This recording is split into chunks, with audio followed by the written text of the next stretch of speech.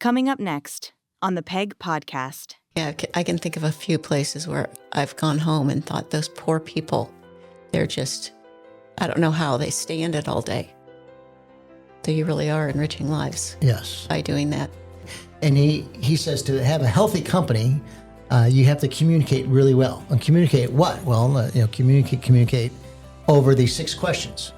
Why do you exist? How do you behave? What do you do? How do you succeed? What's most important right now and who does what? And asking the why. I mean, that was the hardest thing is the why. Like Toyota Production Systems, solving problems, root cause analysis. You have to ask why like 5 times. Like over 77 degrees, you lose 1% of productivity with your employees. Over 77 degrees. I believe that. And we just want to make a difference. Pay Pod Guys.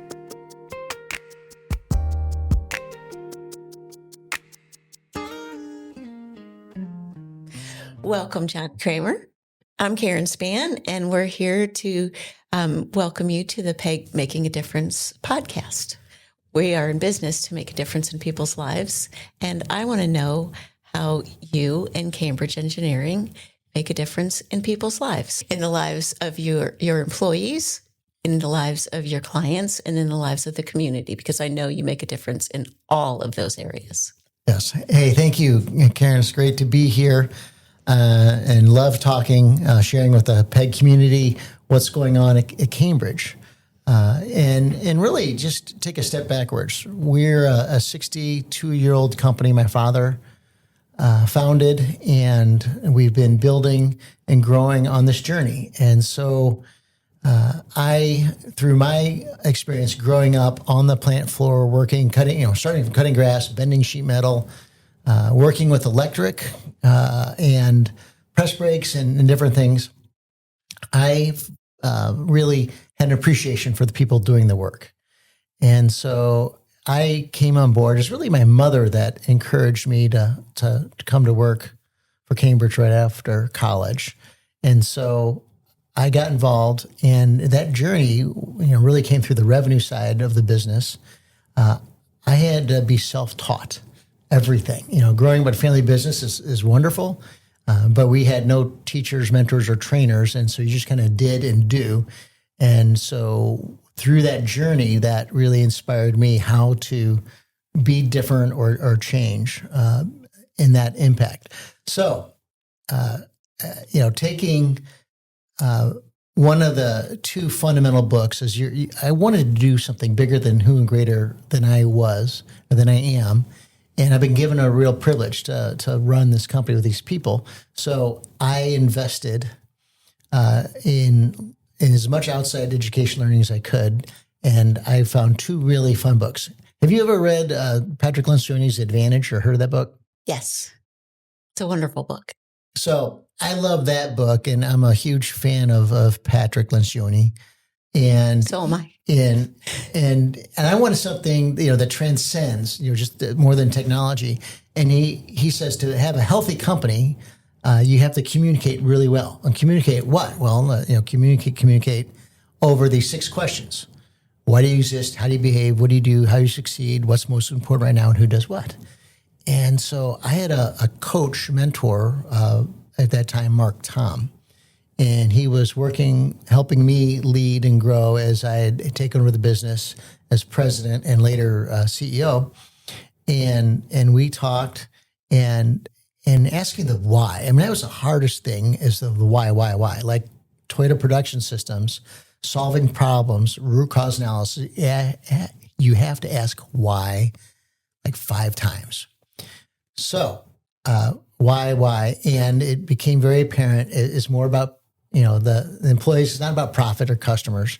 It's about something bigger. And so my rock copper bottom answer is Cambridge Air Solutions exists to glorify God by enriching the quality of every life we touch.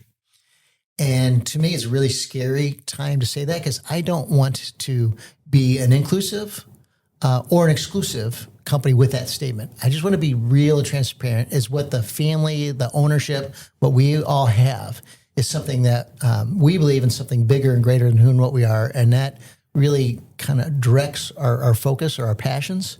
But at the same time, I hold everybody at Cambridge accountable for enriching people's lives, whether it's the truck driver using the restroom, it's the people that we heat, ventilate, and cool with our products throughout North America, or it's our vendors that we're working with or are solving problems. It's enriching lives. How do you hold them accountable? Now, good question. Holding accountable. Well, setting up conditions for success, and we've been able to hire some of our top talent, from all over. So it's really been a fun thing to share that. And we have implemented the second question Luncia asked is, how do you behave? And our core values are unconditional love with high expectations, with care, courage, and respect. So those are the things that we look at. If you are really having your core values really well integrated in your organization, those are the core values that you hire for, and those are the core values that you fire for. It's like, hey, you're a great person, but you're not a fit for our culture, and that's okay. We want to help you be successful elsewhere. So getting those values, and then our head of HR, now she's our Chief Operating Officer, Meg Brown, really put together a definition of what those values look like: unconditional love with high expectations, with care, courage, respect. And so we kind of define it, what it is for an employee, what they can expect from us, and what we expect from them. Then we have all our people leaders, what we expect for them, and then what they can expect from the senior leaders. And then we have the senior leaders, how we behave. And we've talked about what you can expect the senior leaders to be with unconditional love, high expectation, with care, courage, and respect. And so it's kind of making it more understandable so that we're all on the same page, because we know words, everybody interprets their own way, words. And also we really wanted to try and codify that to make it simpler and not just an ambiguous statement. That's wonderful. So when you're talking about Cambridge, what exactly do you do?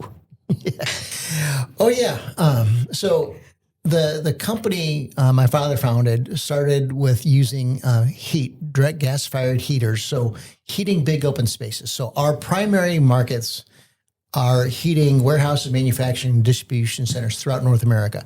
So it'd be like Amazon, Walmart, Target, those big boxes. We heat those.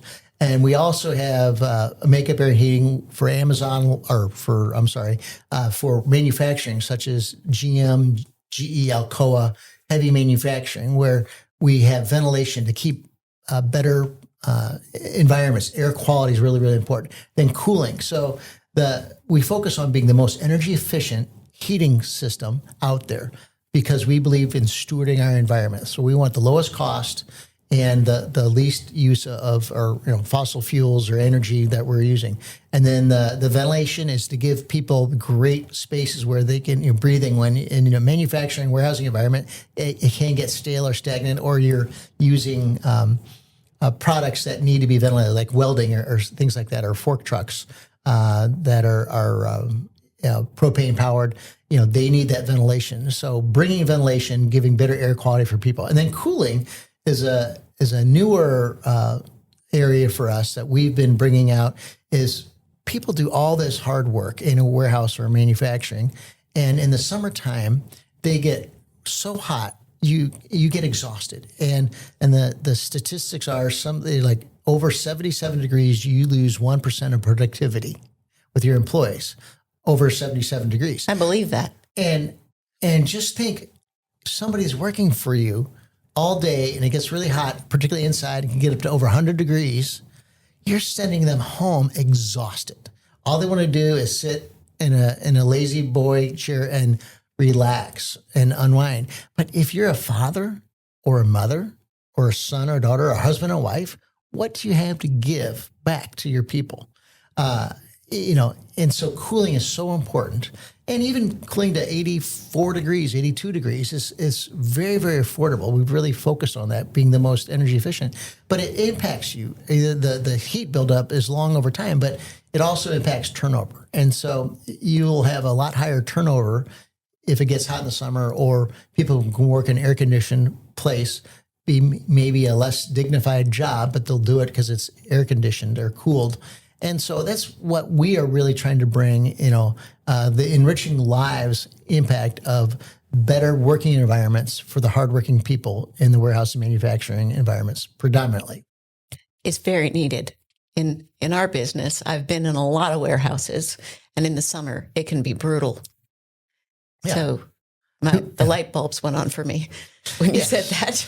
Yes, you're hot and sweaty, and you go home and you're exhausted, and you have to come back over the weekend, and it's just like you can really see the impact on the families and the employees when you were able to bring the temperature down a little bit cooler, and makes it much more rewarding to watch that happen. Yeah, I can think of a few places where I've gone home and thought, those poor people, they're just, I don't know how they stand it all day.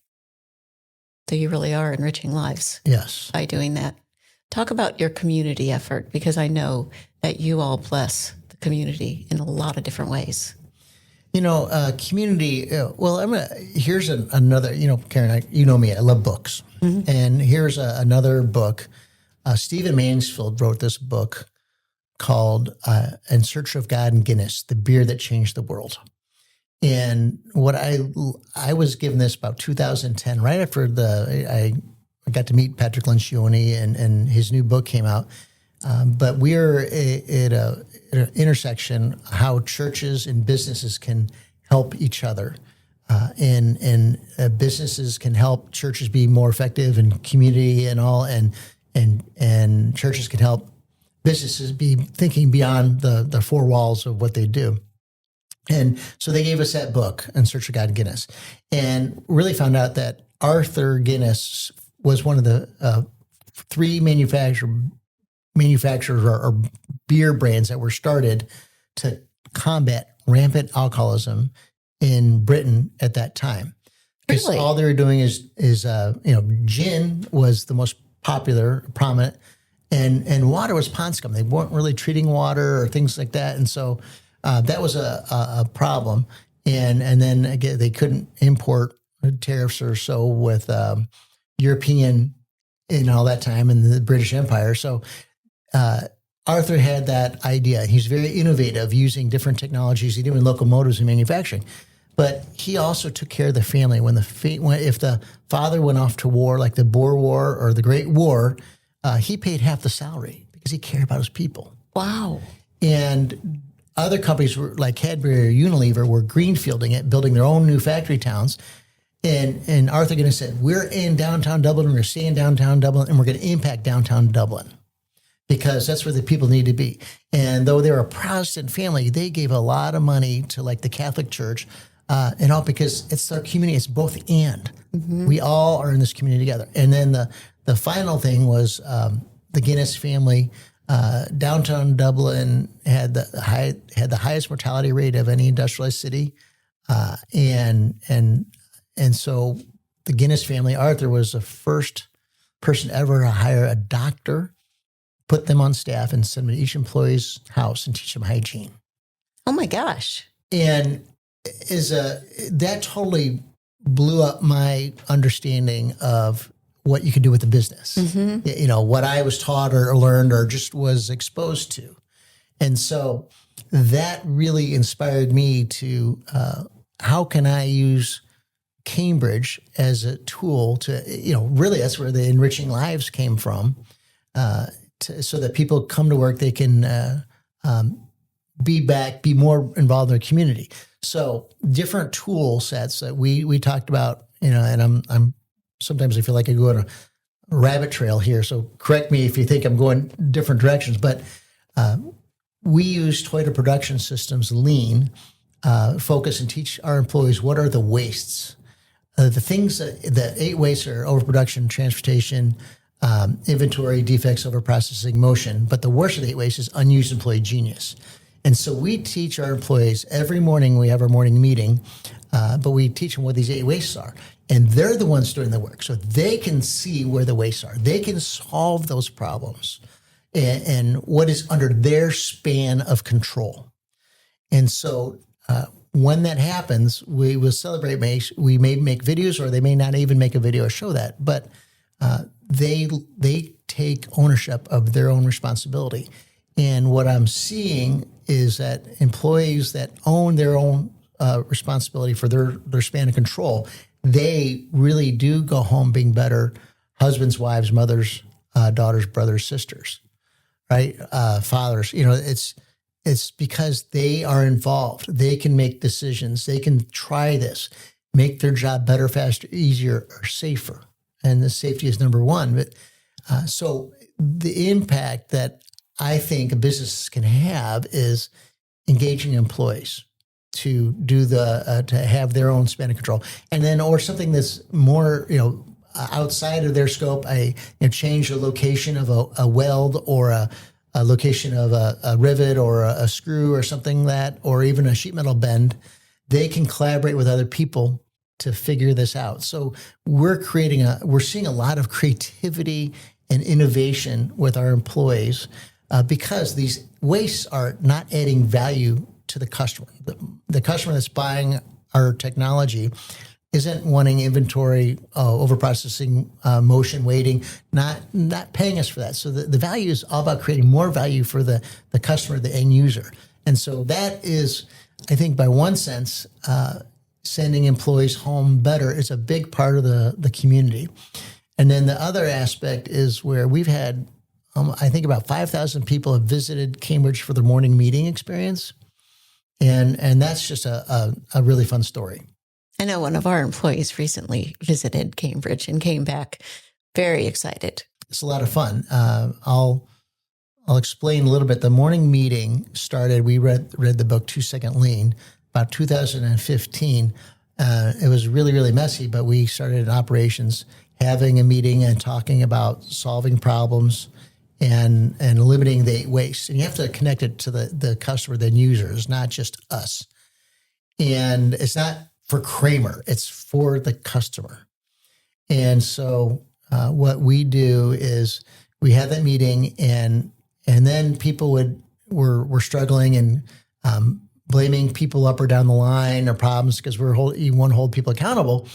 But so we have learned we attack processes, not people. That's great. And if something is wrong, where did we mess up in the instructions, or how can we standardize this, make it easier?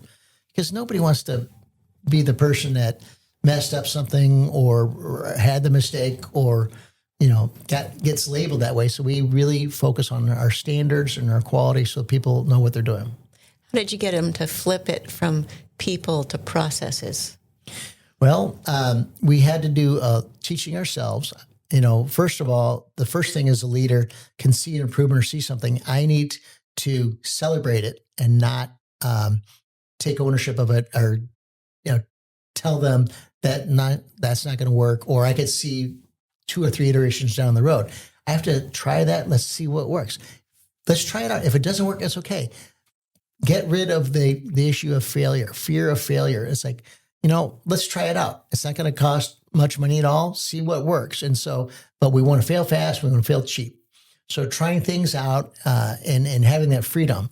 And then we look at where they have problems. We had to do a lot of inline coaching and one-on-ones to say we really want to attack processes and not the people. The people are the good people. They're always there. And a bad process will destroy a good person every time, no matter how. And or you're really good at what you do, but then you go on vacation and it all falls apart. So we really focused on that. And so did inline coaching and focusing. We do a lot of people training on how to have those skill sets to engage in that way. I think one of the things that's really important too is having a standardized process, not a process that changes with every manager. Yes. Because it's easy to have a new manager come in and make their process, but you need a Cambridge process. Yes. And so we're getting in our Cambridge management, quality program. But, as they say, if you don't have a standard process, you can't make an improvement. And if you're always trying to make improvements in its artwork instead of standard work, then it's going to change every time, or you're going to have to rely on tribal knowledge to get something done. And so I think it's more rewarding for the employees always at the end of the day. So a lot of teaching, training, and coaching for that, including learning myself what to say or speak into it, because I can come in and they're working on something great, and I'll come in and ask about something else. And they're like, "Oh, crud, Kramer wants this done." It's like, oh, so I'm learning to stay focused on what they're doing and showing me what's going on rather than asking about other things that are rattling around in my brain all the time. That can be hard as the leader. Yes, but it's fun. It's fun as I'm learning to be more effective at what I do and to see people thrive. It just makes me so happy. That's wonderful. So what charitable efforts do you do in the community? Because I know you do a lot. So first off, every quarter we pay out 10% of the profits to all the employees. So I want them engaged. Okay, if the customer doesn't pay us, we don't get paid. They don't get quality. So I want them to own and feel part of winning together. So that's our first thing. And then we've been able, Cambridge leaders, people leaders have been able to speak and engage in many different ways in the community by lean tours, lean engagement, talking about people, culture, and different aspects of that, bringing people in, paying it forward, we call that, to share best ideas and practices. We started St. Louis Lean Consortium. Now it's under AME, Associated for Manufacturing Excellence. Mm-hmm. And we just had the big the global summit here in St. Louis last month. But engaging businesses how can businesses thrive? So that's one of our ways that we're involved in community and companies sharing best ideas and practices so the employees can really thrive. And then we're involved in different schools and communities. We have also with I'm involved with Covenant Seminary. It's just a passion of mine, and to see what that is. And then working with Wellston Food Distribution. They're just helping out part of our community. So there's just different aspects, and encouraging our employees to give and to care and share and have time to do that. So that's wonderful. It's been great to listen to you talk about Cambridge, and I know it's a special place. All you have to do is go on your website, and you can feel how special it is to work there. And it must be a great responsibility and honor to lead such a wonderful company. And it's a top-down. You've made it that way, I know. It's the fun thing is this is a journey. It's not a destination, right? Mm-hmm. And we all are on this planet, and we all put our pants on one leg at a time, and we all have all these challenges and opportunities. So how can we make work fun? I think one of the challenges is that, like in lean manufacturing, the West, Europeans and North Americans, we brought back the efficiencies from lean, but we didn't bring back the people-centric. And so I've been to Japan 4 times, really studying the lean culture. And Japan, Toyota Production Systems, really focuses on the employee, the tools that are doing and the work, making it better for them and engaging that way. And so they say have a deep respect for the tools, deep respect for the employees, and deep respect for the environment. And I love that. So that's one of the things I've been trying to bring back is respect for the people doing the work and celebrating. And then training. How can we give them opportunity to grow within Cambridge? And if we don't have anything for you to grow, and we're not a growing company, then I want you to find a place where you can grow and thrive outside here. It's our job. But I want to create a company where we're all growing and having opportunities. And then another aspect is there's in this world today, we all know it, there's so much anxiety with work and family and politics and all that. Right is COVID came down in 2020. We just started a program with Marketplace Chaplains. There's two really great third-party organizations, Chaplains for America and Marketplace Chaplains, and I knew they were working down the street from us, and so we were more familiar with them because they're right here. But we have chaplains that come in, and they only talk faith if you want to talk faith, but they're there to talk. And again, when I get back to we're all having the same challenges: aging parents, children. We've got all sorts of addictions and challenges in our lives and health issues and all. So the chaplains come in and just roam around. They wear a vest, a name tag, and if you want to talk, they talk. And they do give me a report out that they had X amount of conversations, the last quarter, and kind of what the conversations were about, in categories, in very broad buckets. But it's just showing, the people that are really growing are thriving because your managers can't stop production to say, I know you're having a bad day or whatever, or you got this other stuff going on in your life.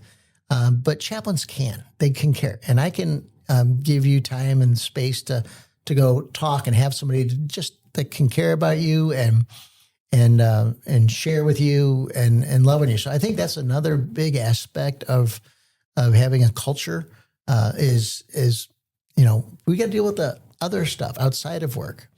And then, when we have our leadership meeting every Monday, we also do a personal and professional check-in. What's going on in your personal life? What's going in your life at home or whatever's going on in your kids, whatever. And just, it's fun to hear. So love that. Well, Johnny, it's been wonderful to have you today. Wonderful. Well, it's good to be here. I love sharing what's going on and what you all are doing. And, again, it's so important finding the right people, the right cultural fit. And so I appreciate what you do, particularly with all these companies that they all have their own culture. They're all different, and trying to find the right person and really represent the right person with the right culture. And it's critical. It really is. And it's so rewarding to get the right people on the bus. I always say it's like turning on the lawnmower. Mm-hmm. When you have the right person in the right seat. It's like turning on that lawnmower when you hear that noise and it revs up. Yep. You just know it's right. Yep. And it just feels right. Yep. That's awesome. I love it. Thank you so much. I really appreciate it. It's been fun.